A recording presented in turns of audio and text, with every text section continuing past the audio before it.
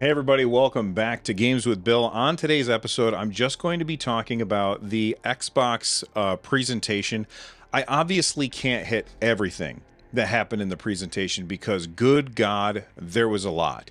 I'm just going to go through the things that jumped out at me as the most, or the games that I'm most excited about. I want to start off by saying there was a general theme that went throughout the entire presentation, and that theme was play it on day one with Game Pass. Now, is that true for every single thing?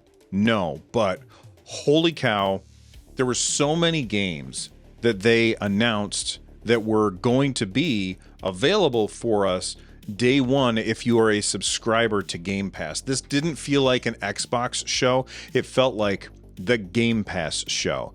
And I've said for a very, very long time that Xbox Game Pass is the best deal in gaming, and it just keeps getting better. I really, really like this business model. It works really, really well for me.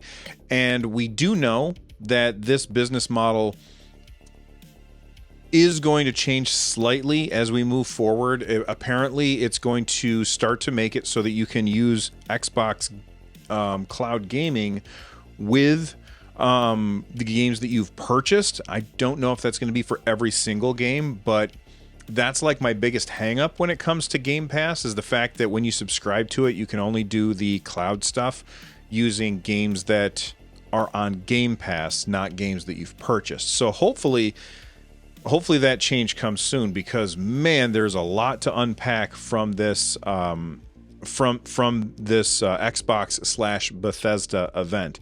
I want to start with Redfall. Redfall is this upcoming vampire style game, and I have to say that overall this game looks really, really fantastic. I loved the dialogue as the person, the voice actress was playing this character as they were moving through this like vampire's den or whatever. They were saying the kind of things that I feel like I would be saying as I play the game. Like, as I'm moving through, I'd be like, oh my God, what was that? And it felt very authentic. And I really, really like the way that this game, not only like its graphics and everything, but I like the way that the gameplay seems to hook you. There's this one moment later on in the trailer where the main character that they're showing off in this particular trailer, she puts down like an elevator, and the other characters can use that elevator to jump up really high, which is really cool. There's all of these different classes that you can play as, and each one has its own strengths and weaknesses, and it just seems really interesting to me. I love the idea of this vampire Left 4 Dead, which is essentially what this feels like to me. I think the game looks beautiful. And again, like I said before, this is a game that is day one with Game Pass. Before we move on to anything else, I want to say a quick thank you to this episode's sponsor. Let's do that now. Let's take a moment to thank the sponsor of this show. I've always said that you should use the right tool for the job. Can you trim your lawn with a pair of scissors? I mean, sure, but should you? Probably not. Speaking of trimming, support for Games with Bill is brought to you by Manscaped. What's Manscaped?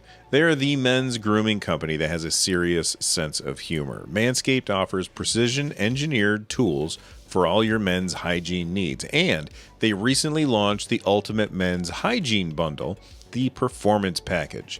Join over 4 million men worldwide who trust Manscaped with this exclusive offer for my listeners. 20% off and free worldwide shipping with the code GWB at checkout. The Performance Package includes their Lawnmower 4.0 trimmer with 2 guards and a brush, the Weed Whacker ear and nose hair trimmer, men's deodorant, toner, boxer briefs, and a travel bag to hold everything. They even have a custom newspaper in their performance package filled with that serious sense of humor that I mentioned. You could just read it, or you can use it to make your post-grooming cleanup a breeze. The lawnmower, trimmer, and weed whacker feature advanced skin-safe technology to reduce the risk of grooming accidents, and they are even waterproof, which means you can clean them easily. Get 20% off and free shipping if you use the code GWB20 at manscaped.com. Once again, to get 20% off and free shipping with your performance package, head on over to manscaped.com and use GWB20 at checkout. When you support our sponsors, you're supporting the show. And big thank you to Manscaped for supporting the show. Let's move on and talk about the one that everybody has been talking about a lot. And I feel like I'm completely out of the loop on this game because I did not play the original Hollow Knight. My son has told me 1,000 times that I should be playing it. I haven't played it because it looks too difficult, and I just feel like if I play this, I'm going to get frustrated. Luckily, Hollow Knight Silksong is a day one Game Pass game, just like most of the things that we're going to talk about today. And this game looks really, really good. I want to play the first one.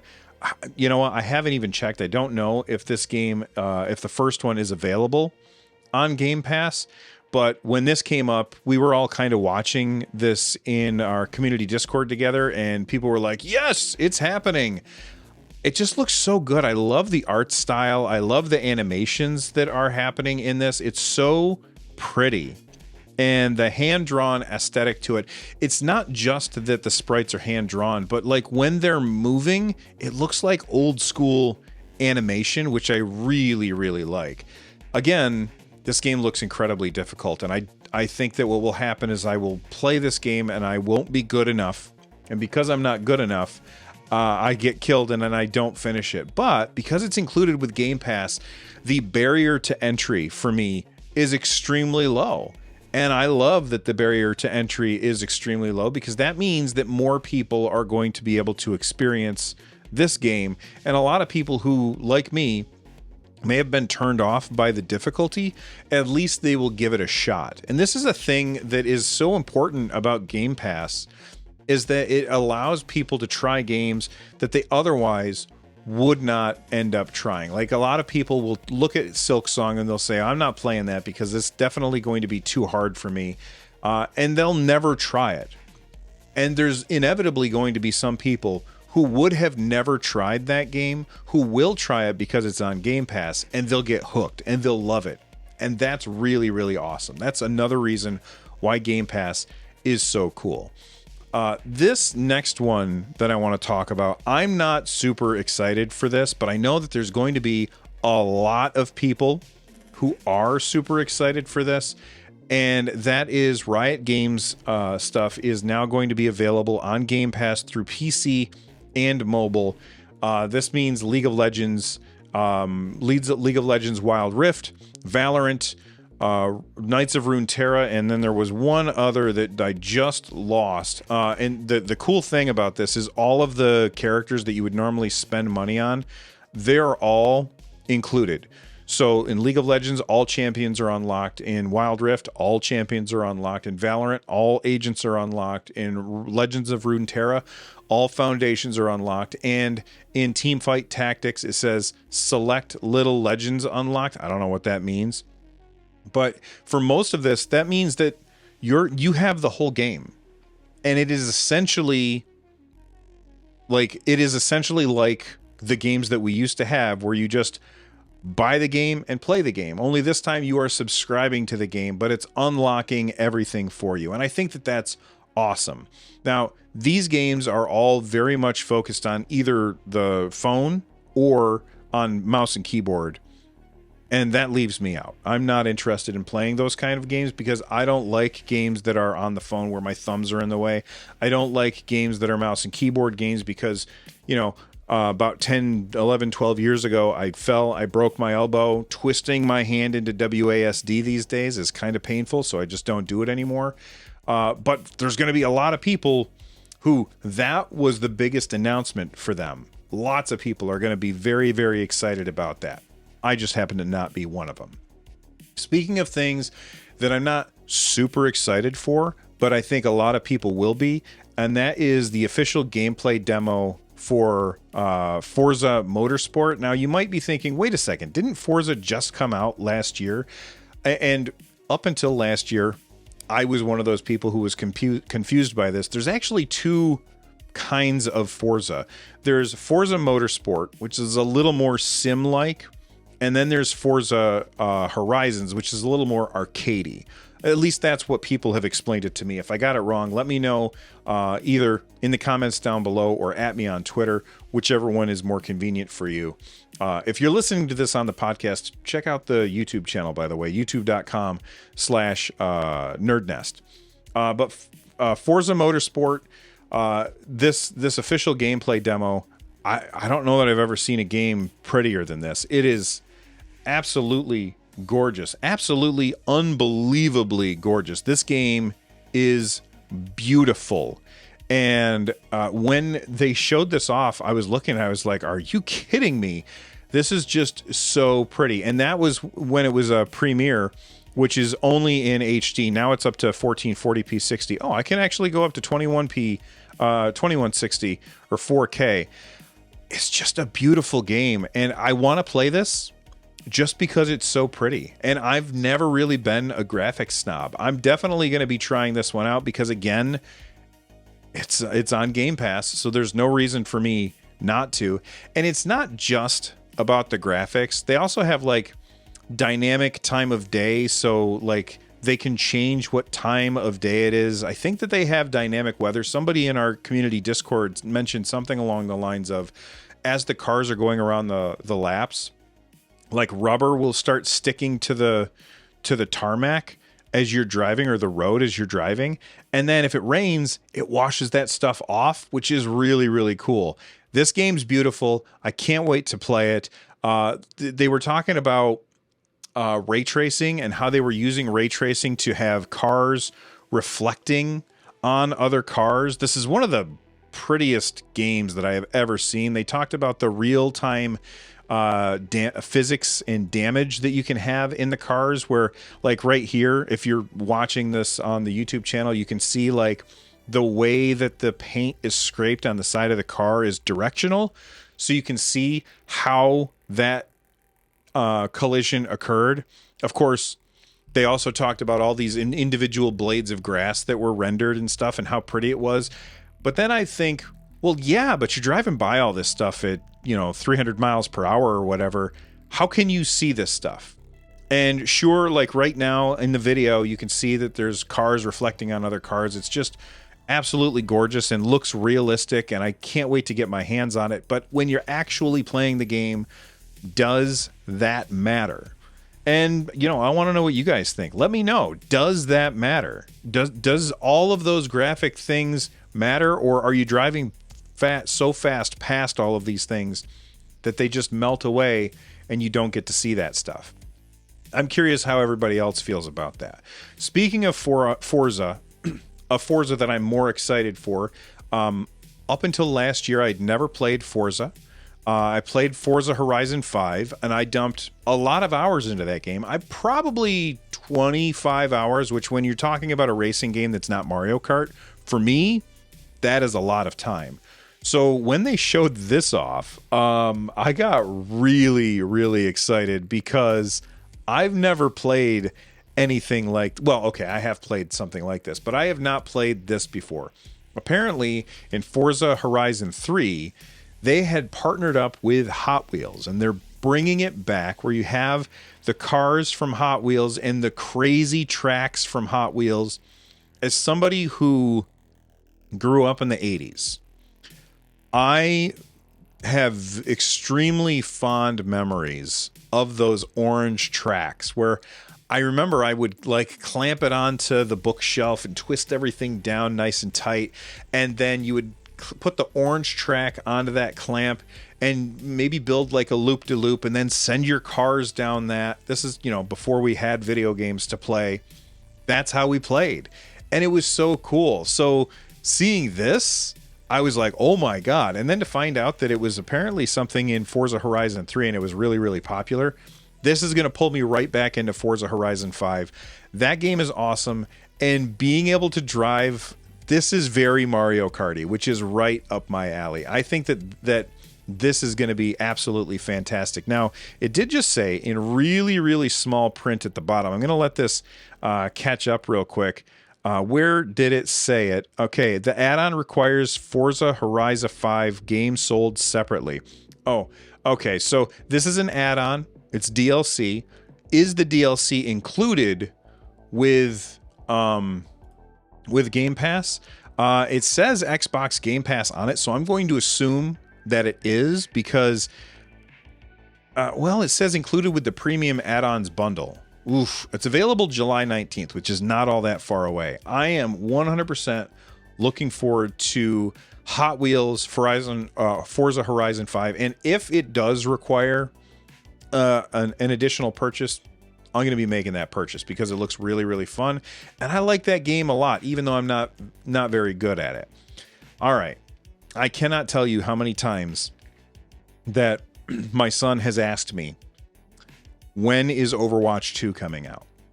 And I keep having to tell him, I don't know. I don't know when it's coming out. It seems like it was announced forever ago. Blizzard is taking their sweet time. If you had asked me what is my favorite shooter of all time, I would say Doom Eternal. If you said what is my favorite multiplayer shooter of all time, I would say Overwatch 1. I loved Overwatch 1. The thing about Overwatch 1 that was so good is that there was a character there for everybody. Everybody had a character that they could identify with. Not only identify with, but that they could, whose gameplay suited them. And honestly, I think everybody could find a couple of characters that really, really suited them, either for their skill level or for their gameplay style. And because of that, Overwatch became incredibly popular. Now, Overwatch 2, we've been like Blizzard announced when they first announced it, they said, by the way, all of the maps in Overwatch 2 will go back to Overwatch 1 and you'll be able to play them. And we were like, that's a really weird way to upgrade. It's a good way to upgrade because that means you're not bifurcating the audience, splitting them in two.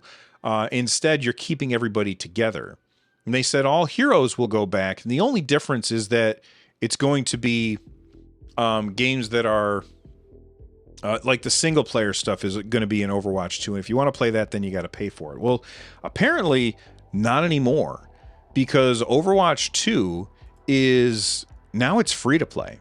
Not only is it free to play, but it is coming out this year. It's coming out October 4th. So I can finally tell I already told them, let's be honest.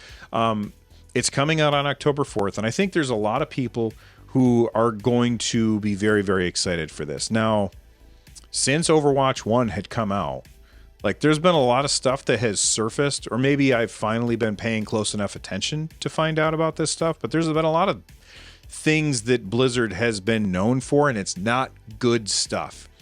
And I didn't play Diablo 2 Remake, even though I really, really love the Diablo series.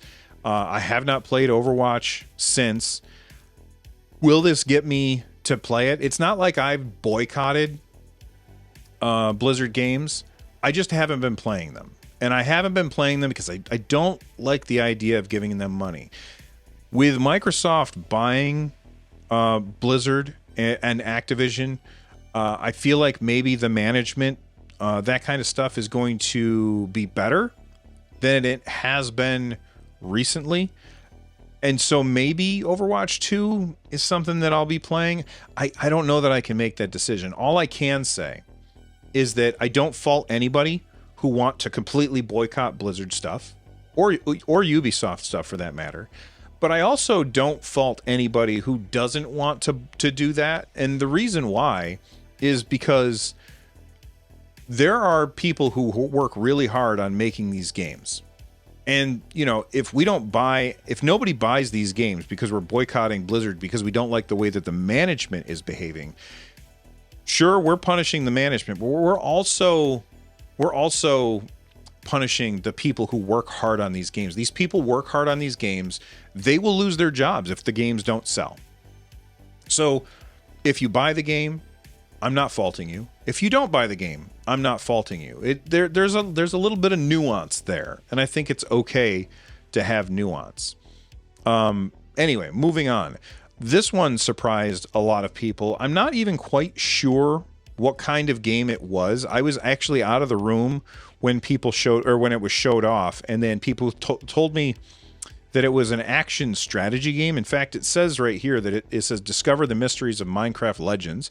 Our upcoming action strategy game. Explore a familiar yet mysterious land full of diverse life, lush biomes, and rich resources. But this paradise is on the brink of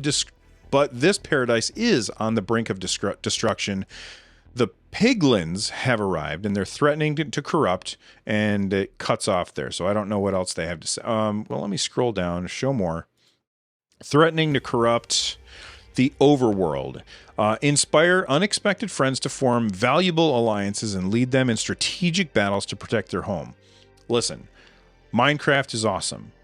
Minecraft is not awesome because it's a really, really good intellectual property. It's awesome because you can go into this world and do whatever you want. However, the spin-off games that we've seen from Minecraft have been really good. Like, there was one that I think it was Telltale that did it, where they had like, I can never remember the guy's name. Some of you will be shouting at your phones this guy's name. I can't remember his name. He did the voice acting for the game.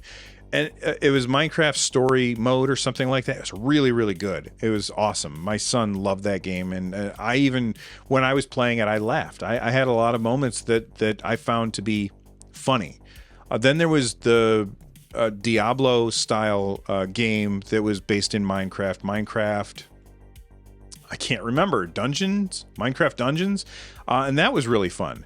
Now we have a third-person action game with strategy. Almost looks like a MOBA.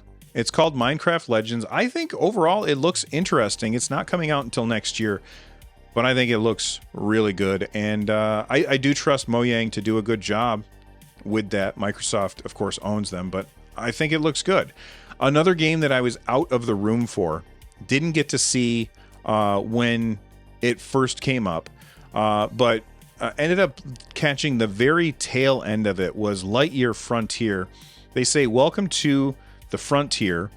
Begin your new life on a strange and beautiful planet and build up your homestead. Arriving early access spring 2023. Essentially, you are a person inside a robot suit.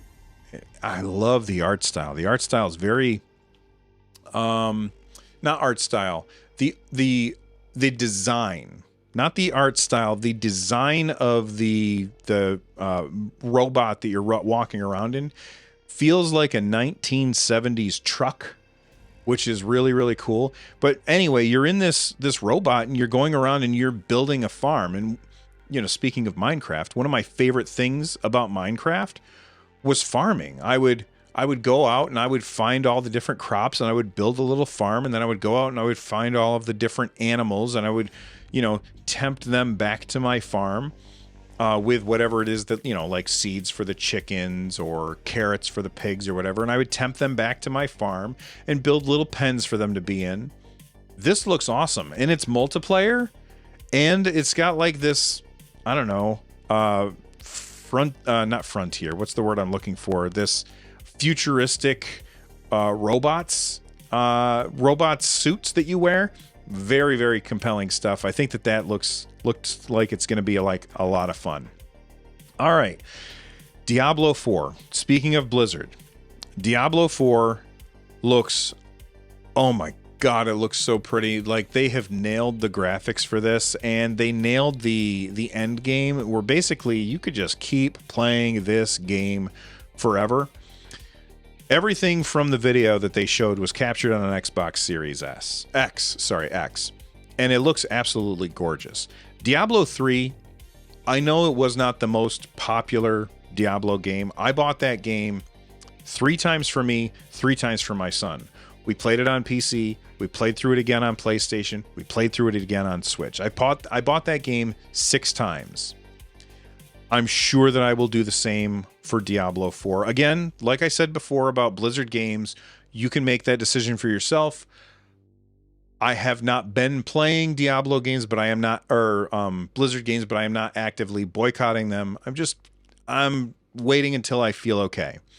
Um, Boy, the character creation stuff in this looks awesome. You're going to be able to make your character look exactly the way you want. They showed off a new class, the Necromancer. Well, I mean, it's not a new class, but it's a new class in this game. So they've got the Necromancer, the Wizard, the Barbarian, the I can't remember the other two. It doesn't matter. They've got a few classes in it, and boy, this feels very, very inspired by massively multiplayer games. It does have an open world, and you're going to be playing with a bunch of other people, but it's gorgeous.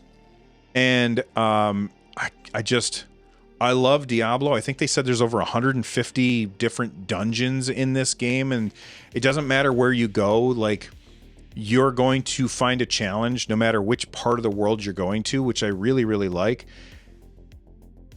When they made the transition from mouse and keyboard gameplay to controller, I would have said originally, no way that they can make that work. They made it work. They made it work so well that I will never play a Diablo game again unless it's with a controller. And I cannot wait to play this on my Xbox. I think it's going to be fantastic. Oh man, like right now they just had like this fire snake come out of the ground attacking enemies and stuff. It just looks so beautiful. This game is going to suck up all of my time, and I cannot wait for it. It's going to be awesome. All right, moving on to another game that we had not heard of. This was at least I hadn't heard of. This was a surprise to me. It's this weird, boy, the art style for this is incredibly unique. And I would have said, well, this is a hard pass for me, just based on what they showed. But then they said, well, actually, this is a multiplayer game. And it's a multiplayer game where it's very much like a storybook, where you're seeing the things happen online or on the screen, but you're not really completely in control. But then you make decisions. Well, this can be played with up to 8 other people. And when they said that, I was like, how does that work with a game that's like this? This is, if you're watching the video version of the show, this is actual gameplay footage. This is not a cutscene. This is how the game plays, apparently. And playing it with 8 players, I'm very confused how that's going to work. So I am intrigued by this game. I think it looks really cool. It's called As Dusk Falls.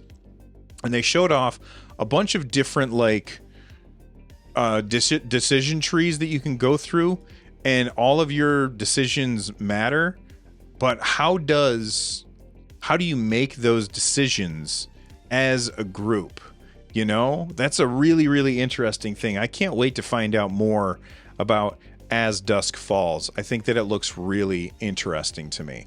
All right. The big kahuna, the one that most people were tuning in for. They said at the very beginning, the most anticipated RPG of the last 20 years. Okay, let's calm down, people. In my opinion, the most anticipated RPG in the last whatever years is going to be Elder Scrolls 6. So I was thinking maybe it's going to be Elder Scrolls 6, but no, it was Starfield. And we're going to see what Starfield has in store. And I've seen a lot of people saying, well, it just looks like Fallout in space. What's wrong with that? I don't see a problem. Fallout in space sounds really cool to me, especially with like you've got jetpacks, you've got what else did I write down about this as I was watching it? You've got a very super minimalistic UI, which I like a lot. The lock picking mechanic looked really cool. The environments look very much not Earth-like, which I like that a lot. You've got like the jump jets, so you can like turn on your jump jets and kind of like fly forward real quick and then land. I thought all of that stuff looked cool, but then you can build your own towns You can build your own spaceships, and then you can take those spaceships, and this is just crazy. You take your own spaceships, and then you fly out into, like I'm showing people right now, if you're watching the video version, you fly out into space with the spaceship that you just built, and you have like space combat mechanics where you're like in the cockpit flying around shooting at other ships. It just seems crazy to me. And the idea of playing Fallout in space, that is not a bad thing if you are talking to me. I think it just looks awesome, and I love the jump jets. There's going to be a lot to unpack here. Look, this game could be amazing, or it could be a huge flop. There's no way for us to know ahead of time.